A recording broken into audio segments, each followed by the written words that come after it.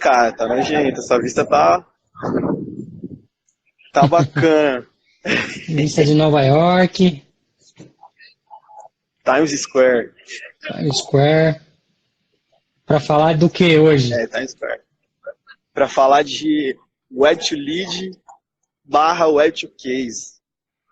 É o Para tema falar dessa de dinheiro sexta-feira. entrando e para Falar de falar dinheiro. solução de problemas. Exatamente, cara.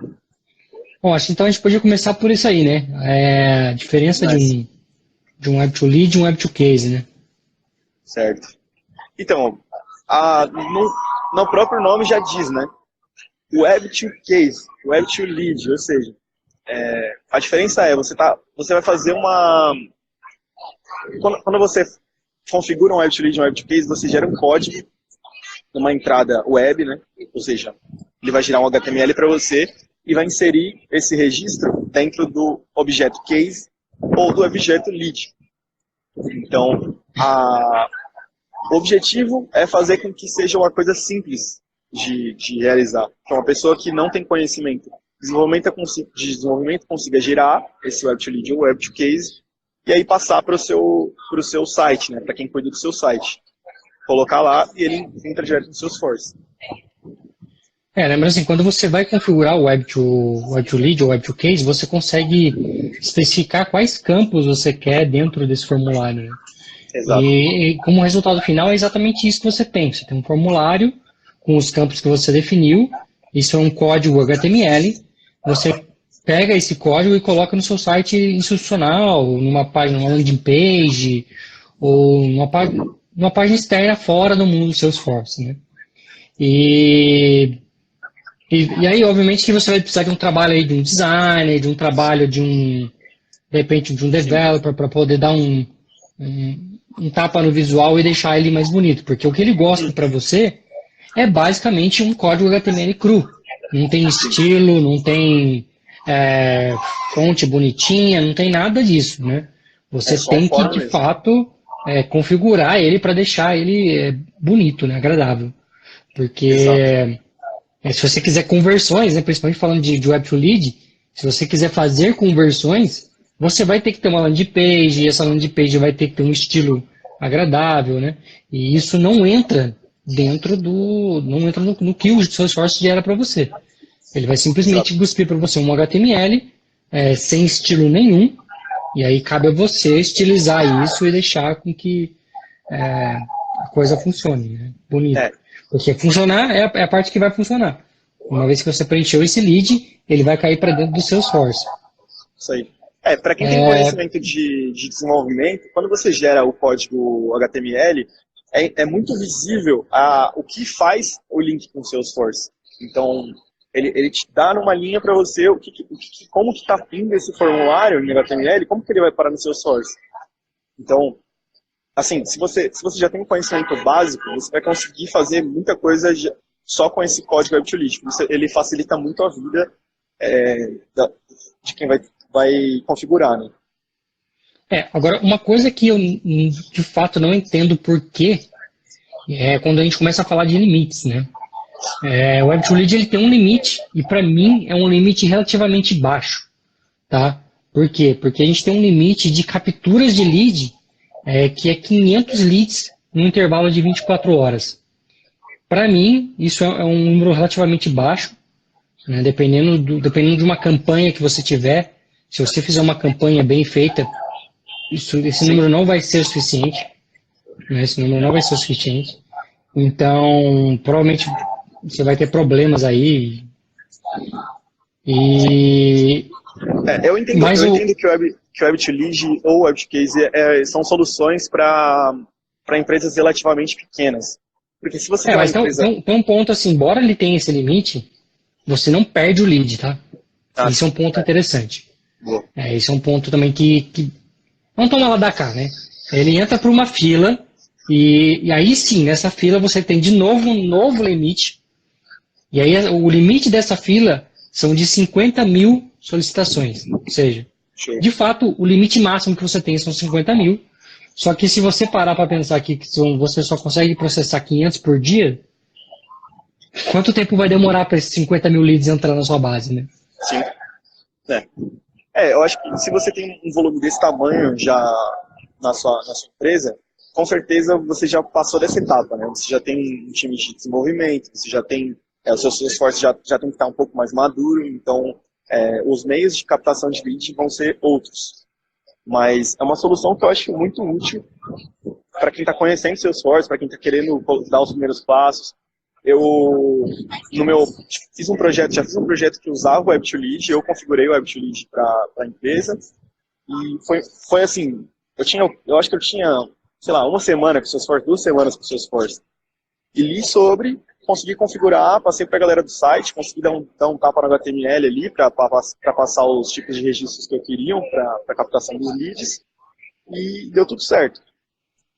Hoje, a empresa já teve que passar para o próximo passo, né? Por conta justamente desses limites. A entrada já estava sendo maior. Só que, para o momento, foi essencial, porque eles estavam começando, eles gostaram de como estava fazendo a captação direto para o Salesforce, e aí a gente já conseguiu desenhar um processo de vendas, desenhar um processo de conversão e todas essas coisas. Isso é um ponto interessante, né? Porque o Web2Lead ele é só a entrada, né? É a entrada do lead para dentro da empresa. Muitas vezes você, como administrador, por exemplo, você tem que pensar em processos que vão além disso, né? Uhum. Geralmente um administrador vai gerar esse formulário, exportar para uma equipe que cuida de site externo, né, uma equipe de marketing, e ela vai ser responsável por configurar. Quase que eu derrubei a garrafa de água. Vai ser responsável por configurar esse formulário, mas dentro do Salesforce você tem alguns processos que você precisa fazer. Como o Arthur está falando, todo o processo de vendas. Né? Você tem que construir uma esteira desse lead aí. De repente criar uma fila, né, quando entrar um lead, para quem que vai esse lead, para ele poder tratar esse lead. Opa. Sorry. Como é que foi o processo que você implantou lá? Como é que era essa esteira? Então, a esteira era a seguinte, a empresa tinha mais ou menos 4 frentes, então na parte de configuração do Web2Lead, quando você coloca o campo tipo de registro, ele vem como um combo box, né, com as 4 opções de tipo de registro. Então, basicamente, eu definia o tipo de registro como o valor padrão. Por exemplo, eu estava fazendo uma esteira para o tipo de registro vem da pessoa física. Deixava isso aí da pessoa física como valor desse combo box já pré-definido e deixava como hidden. Então, ele estava ali, ele já entraria com esse valor, só que ninguém estava vendo. Quando ele entrava nessa esteira, eu tive que criar um processo de venda, processo de vendas para o tipo de registro, e aí ele fazia a conversão para a conta de pessoa física, e aí seguia com a oportunidade também criada para esse tipo de registro de pessoa física. Então era feito isso. Tá ventando bastante, você consegue achar uma outra posição aqui, 20 minutos? Deixa eu descer. Vamos ver se venta muito. Então, eu vou falando aqui. Ele fazia isso de forma automática. E aí, com isso também, eu eu configurei alguns processos de regra de resposta automática para lead. Isso era bem bacana. Então, conforme o tipo de registro entrava, eu já respondia para ele, já tinha uma resposta pré-definida, já configurava esse e-mail e já avisava para o time de vendas que foi enviado um e-mail para esse lead que ele estava esperando agora o tratamento, né, para aumentar o score e para ser realizada a venda. Então era basicamente isso. Eu não cheguei a avançar, a fazer, deixar o cara responder para mim, para eu aumentar o score dele, sei lá, métodos mais avançados, assim. Foi um processo de vendas bem básico. Mas depois, hoje a empresa já tá maior, né, então depois eu tive que trocar de Web2Lead para um site, teve que ter mais entrada de lead, respostas no Process Builder, um processo mais maduro e tudo mais. E aí, hoje o time de vendas, pelo menos quando saiu, o time de vendas já estava conseguindo dar o último tratamento. Só o tratamento de conversão, eles já iam com a pessoa certa. Assim. Foi bem bacana. Vale lembrar que o processo de e-mail to case, ele é bem similar. Bastante ruído aí, cara. Sim, é o vento. Tenta jogar o seu microfone para dentro da jaqueta aí. Boa.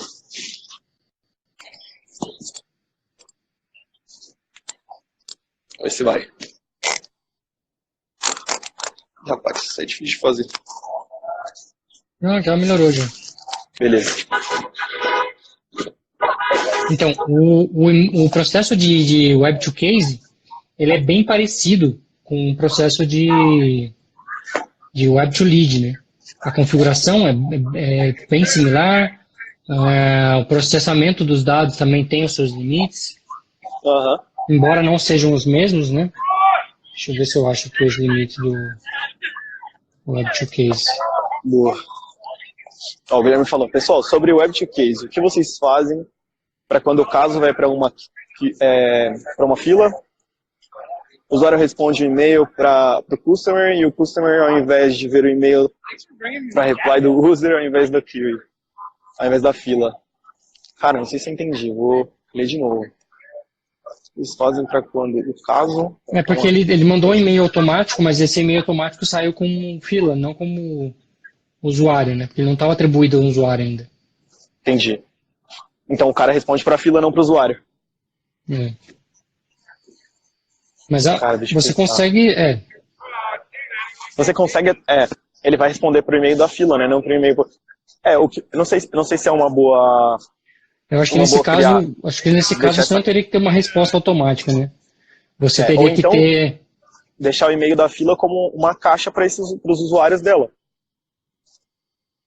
Para eles receberem também o e-mail da fila. Não sei se é uma solução por fora, né? Não dentro. Ou só responder depois que alguém for atribuído a alguém, né? Cara, tô tremendo, o celular tá até parecendo que eu tô... tá vendo? Caraca, maluco. Tava tão animado pra passear em Nova York, agora tá aí, passando frio. Vai pro user e não pra queue? Caramba. A resposta vai pro user, não pra queue. Como assim? Deixa eu pensar.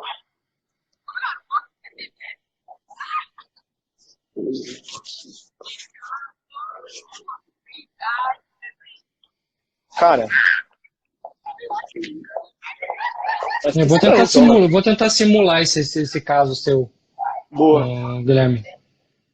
Pra ser sincero, o Web2Case eu fiz só em uma badge. E justamente, eu acho que eu até mandei um e-mail para uma queue, só que ia para o e-mail da queue mesmo. Todos os usuários recebiam, mas acho que eu fiz isso só na badge mesmo. Bom, mais alguma dica aí pra gente fechar? Deixa eu ver nosso tópico aqui. E se tem mais alguma coisa? Uma coisa que tem interessante dentro do Web2Case é você poder habilitar o reCAPTCHA, né? Que é a opção de você ativar o CAPTCHA do Google lá para poder evitar spam, evitar bots preenchendo o seu formulário, né? Isso é muito importante. Você tem que fazer um processo antes de configuração. Não é nenhum bicho de 7 cabeças. Você tem que entrar no Google reCAPTCHA, você vai gerar um código, você vai falar qual que é a URL que vai utilizar isso. E você vai pegar esse código, na realidade é uma chave pública e uma chave privada, e você configura isso dentro do Salesforce, e a partir daí você consegue então habilitar o reCAPTCHA para o seu formulário. Isso é uma forma de você garantir que robôs não vão sair disparando um monte de coisa e acabar gerando um monte de lixo dentro da sua org.